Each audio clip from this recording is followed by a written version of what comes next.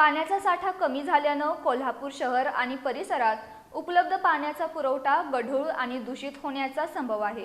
त्यामुळे संभाव्य जलजन्य आणि कीटकजन्य आजार टाळण्यासाठी नागरिकांनी दक्षता बाळगावी असं आवाहन कोल्हापूर महापालिकेच्या आरोग्य विभागाच्या वतीनं करण्यात आले। कोल्हापूर महापालिकेच्या क्षेत्रातील पाणीसाठा कमी झाल्यानं शहरात पाणी टंचाईचं संकट निर्माण झाले। त्यामुळे उपलब्ध होणाऱ्या पाण्याचा पुरवठा हा गढूळ आणि दूषित होण्याची शक्यता आहे। कमी पाणी पुरवठ्यामुळे पाणी साठवून ठेवल्यानं जलजन्य आणि कीटकजन्य आजारांच्या रुग्णसंख्येत वाढ होण्याची शक्यता निर्माण झाली आहे।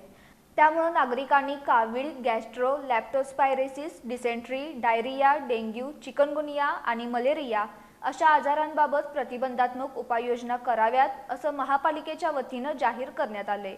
पाणी उकळून, गाळून आणि थंड करून घ्यावं, उघड्यावरचे अन्नपदार्थ खाऊ नयेत, शिळं अन्न खाऊ नये, जेवणापूर्वी तसंच शौचानंतर हात स्वच्छ धुवावेत, उघड्यावर शौचाला बसू नये, आपल्या घरामध्ये तसंच आजूबाजूला सांडपाणी आणि कचरा टाकू नये, घरामध्ये वापरासाठी भरून ठेवलेलं पाण्याचं कंटेनर नीट झाकून ठेवावेत, साठवून ठेवलेल्या पाण्याचे कंटेनर आणि भांडी आठवड्यातून एक वेळा कोरडी करून घासून पुसून स्वच्छ ठेवावीत, डासांपासून संरक्षणासाठी लांब हाताचे आणि पायघोळ कपडे वापरावेत, नारळाच्या करवंट्या, टायर यांची वेळीच विल्हेवाट लावावी, फ्रीजच्या मागील जाळ्या स्वच्छ ठेवाव्यात, झाडांच्या कुंड्यांमध्ये पाणी साचू देऊ नये असं सांगण्यात आले।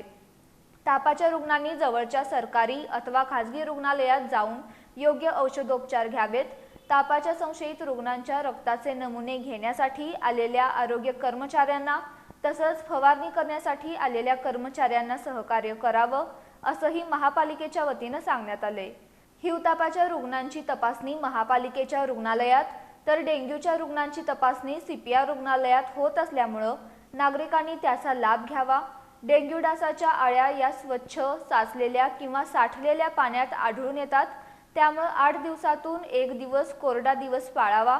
डेंग्यू, चिकनगुनिया आणि झिका या आजारांचे डास दिवसा चावतात, त्यामुळे दिवसा सुद्धा काळजी घ्यावी।